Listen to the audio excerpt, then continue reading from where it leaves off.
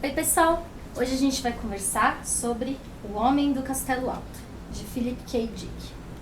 Bom, antes de começar qualquer coisa, vamos experimentar um pouquinho desse nosso drink de hoje. O nome dele é Grasshopper, que é gafanhoto, né? Flying Grasshopper nesse caso, que é o gafanhoto voador, que é uma variante do drink original que se chama só Grasshopper. Mais pra frente vocês vão entender qual que é a relação dele com o livro. Mas só pra já estabelecer então, a gente usa pra fazer ele essa borda de cacau maravilhosa, um pouquinho de licor de chocolate branco, né, de cacau branco, vodka e também um licor de creme de menta, um hortelã e também vai creme de leite, tá? É um drink, é quase uma sobremesa, é uma delícia. No próximo post do Instagram eu vou deixar a receita certinha pra vocês experimentarem. Mas bom, agora vamos pro livro, né? Bom, então, O Homem do Castelo Alto é um livro de ficção científica escrito pelo famoso Philip K. Dick. Ele tem várias outras obras pelas quais eu acho que ele é inclusive mais famoso, pelo menos até recentemente, né? Por exemplo, Blade Runner, o livro que ele escreveu, que é Ovelhas Elétricas Sonham com...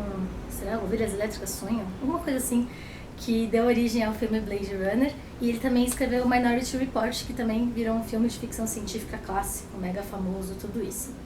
Ele venceu com esse livro, com O Homem do Castelo Alto, ele venceu o Prêmio Hugo, que é um prêmio muito importante de ficção científica, em 1963.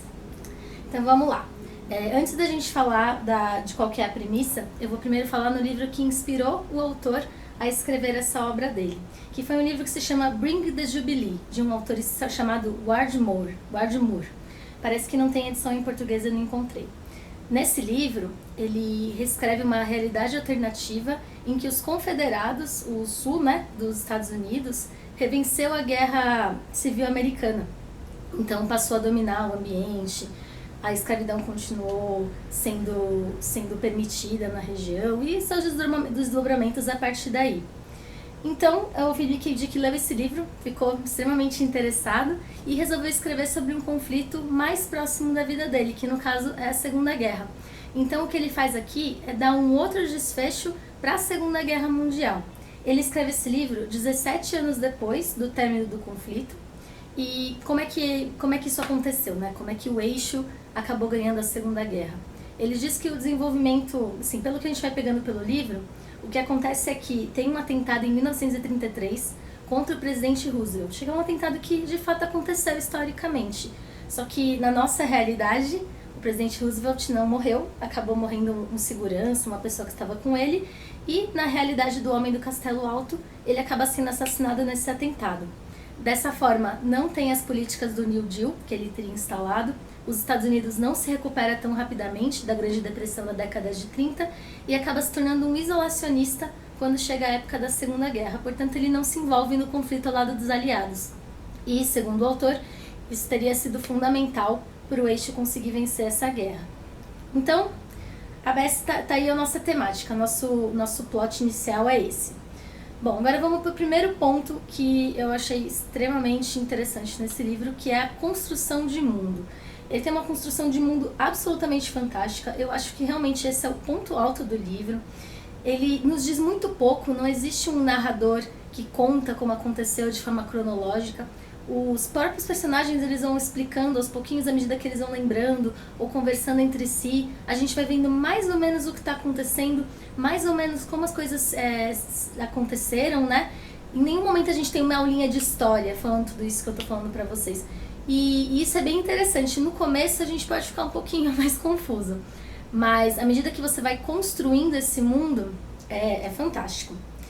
Bom, é interessante a gente notar, por exemplo, o destino da África. Nunca é dito com todas as letras, mas parece que, sim, houve uma dizimação mesmo dos povos africanos, com escravização, a escravidão voltou, né, a ser permitida e utilizada amplamente. Tem campos de concentração na região da África também.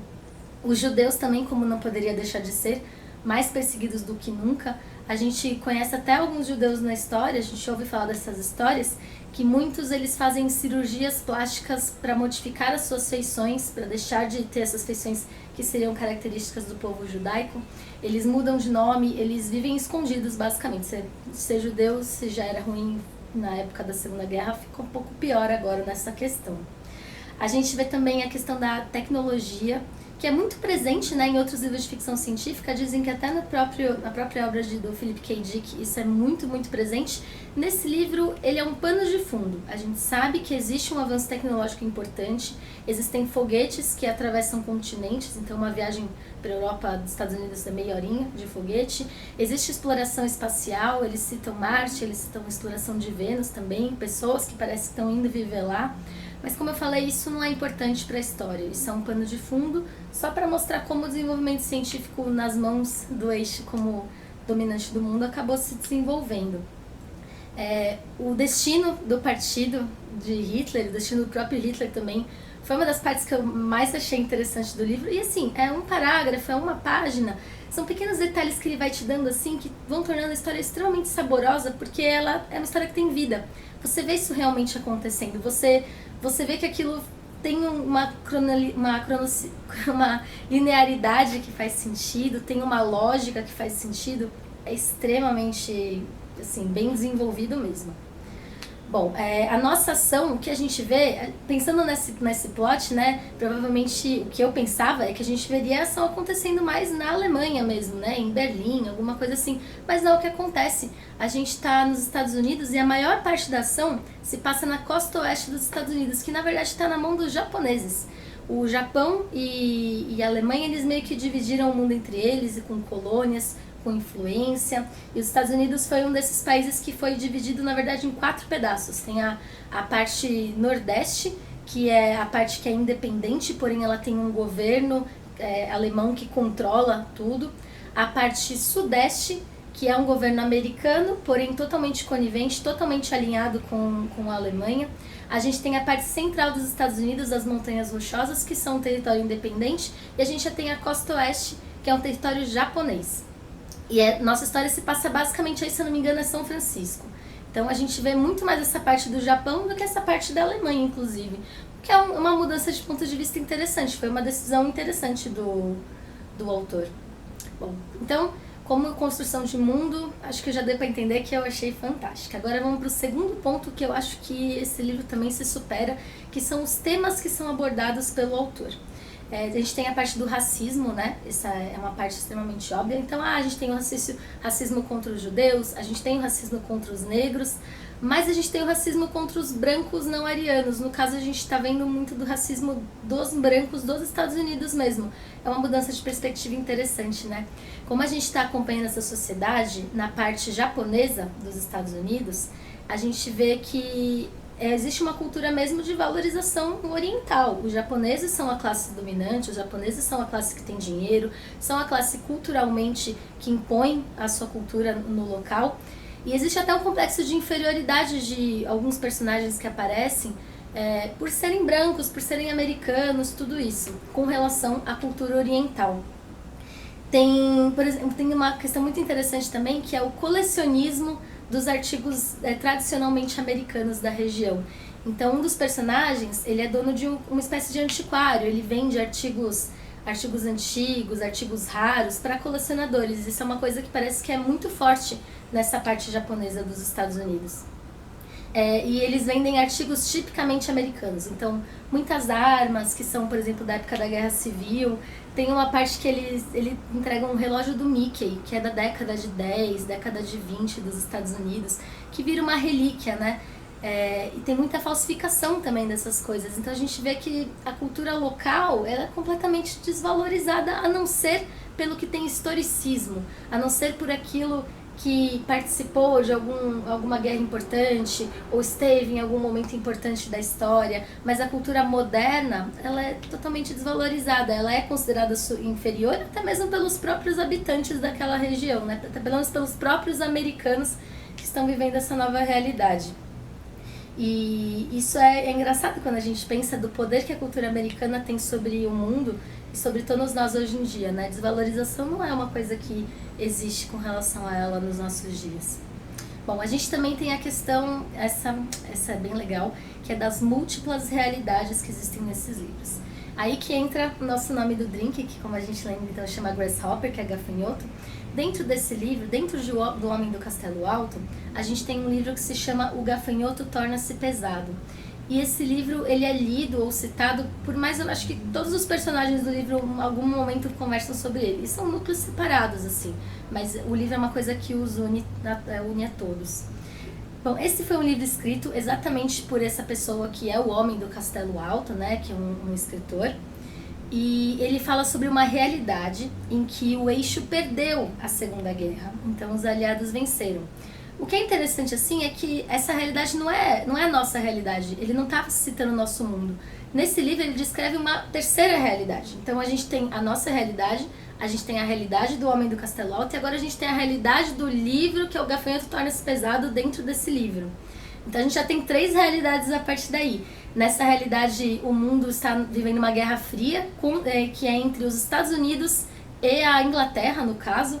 Então o mundo está completamente dividido, a guerra não termina. E no fim parece... Bom, não vou contar o que acontece no fim desse livro que eles citam. Mas, assim, são várias histórias. Inclusive, muitos personagens, quando eles comentam sobre esse livro, eles falam que não, eu não concordo, não teria sido assim. Por exemplo, um deles fala assim, não, se o eixo não tivesse ganhado, a Rússia teria dominado o mundo. Então, seríamos todos comunistas. E ele chega a dizer, ele que é um americano, que dominado pelos japoneses, que vive numa sociedade que o hostiliza, cheia de preconceitos, ele diz que bom que o eixo ganhou, porque podia ser pior, podia ser todo mundo comunista hoje em dia. Então tem ainda esse complexo de vira-lata, né? De não conseguir nem imaginar uma realidade que podia ser melhor pra ele, gente, sendo que essa já é bastante desconfortável, né? Outro tema interessante é o da predestinação. Existe muito presente também no livro, a maior parte dos personagens também entra em contato e utiliza bastante, um livro chinês chamado I Ching, que é o livro das mutações. É como se fosse uma espécie, eu acho que para se aproximar do que a gente tem mais experiência, é como se fosse um tarô. As pessoas elas fazem perguntas para esse livro, o livro das mutações, elas jogam umas moedas e a partir dos posicionamentos e dos tipos elas checam no livro e elas conseguem frases como resposta, que são as respostas para essas perguntas que elas fizeram. E essas frases elas são interpretadas para saberem, né, se vou fazer isso mesmo, não vou fazer, vou mudar de ideia, vai dar tudo certo, vai dar tudo errado. Isso é muito interessante, assim, o meu principal pensamento com relação a isso é que a gente está falando de um livro que discute múltiplas realidades. A gente já citou 4 realidades diferentes de desfecho só da questão da guerra, né? Existe predestinação em um mundo que comporta tantas realidades possíveis? Porque o que eles estão dizendo é de predestinação. A gente joga um oráculo e a gente segue pelo que ele está dizendo. Então é interessante isso, né? E isso é mais interessante ainda quando eu fui pesquisar sobre o autor e eu descobri que ele, quando estava construindo o roteiro, construindo os personagens, ele jogava o I Ching. Então ele construiu os personagens e as suas ações baseados no oráculo. E aí os personagens jogam o oráculo para fazer as ações que o autor jogou no oráculo que eles fariam. Então assim, é uma coisa muito doida que entra no próximo tema, que é essa questão da metalinguagem que está sempre presente nesse livro. Então a gente tem o livro que está dentro do livro e que tem outras possibilidades de serem escritas. A gente tem esse I Ching sendo jogado pelo autor do livro, a gente tem o I Ching sendo jogado pelo autor do livro que está no livro, e a gente tem o I Ching sendo jogado por todos esses personagens. Então a metalinguagem é uma coisa que engloba toda a experiência desse livro. Então, de temas importantes, esses foram os que eu mais identifiquei nessa obra. Aí eu vou chegar no ponto das coisas que não me agradaram tanto. Por exemplo, a construção dos personagens exatamente. Eu não me importei com nenhum deles, pra falar a verdade. Eu não... Assim, o que eles faziam eu deixava de fazer. Eu não me importava se eles... Ai, meu Deus, eles estão em perigo. Eles não ficaram muito críveis do meu ponto de vista. Com relação à trama também, eu achei ela um pouquinho devagar. Talvez seja o I Ching que o autor jogou, né? Que deu um passo um pouquinho lento para essa obra. Mas eu achei bastante devagar. Não é um livro longo, é um livro de pouco mais de 300 páginas, mas que eu tive que me forçar a ler em alguns momentos, exatamente porque eu achei que as coisas não estavam acontecendo muito, sabe? Mas o final é muito bom. O final, depois que eu terminei, eu ainda voltei, eu li de novo, depois eu fui pesquisar essas coisas do autores. Na segunda releitura, só assim, das últimas 5 páginas, depois de pesquisar, depois de parar e pensar em tudo isso que eu falei pra vocês, de todos os temas, de tudo certinho, eu achei o final fantástico. Então, ficou uma coisa engraçada, porque na verdade eu vim aqui falar pra vocês que eu tinha achado o livro totalmente mediano, mas eu acho que ele é um livro que cresce muito quando você pensa a respeito dele, quando você reflete a partir dos temas, quando você talvez leia de novo pelo menos o final, pra você realmente tentar entender o que o autor quis fazer ali, sabe? Não é um livro clássico de ficção científica, se você considera que ficção científica é espaço e tecnologia, tudo isso, mas eu acho que entra nessa categoria nova que muita gente está falando, né, de ficção especulativa mesmo, de e se, de você pensar novos mundos baseados em pequenas mudanças, coisas que foram modificadas ao longo do tempo. E assim, esse é um livro que cresce. Esse é um livro que cresce quando você pesquisa sobre ele, quando você reflete sobre ele. Então, no final das contas, eu venho aqui recomendar esses livros para todo mundo. Quem se interessa por esse tema, tem que ter um pouquinho de paciência com relação à escrita. A trama demora para se desenvolver, mas foca nas mensagens, que eu acho que esse é um livro que tem muito a dizer para todos nós. Bom, então, saúde. Agora eu vou aproveitar aqui o meu drink. Até a próxima!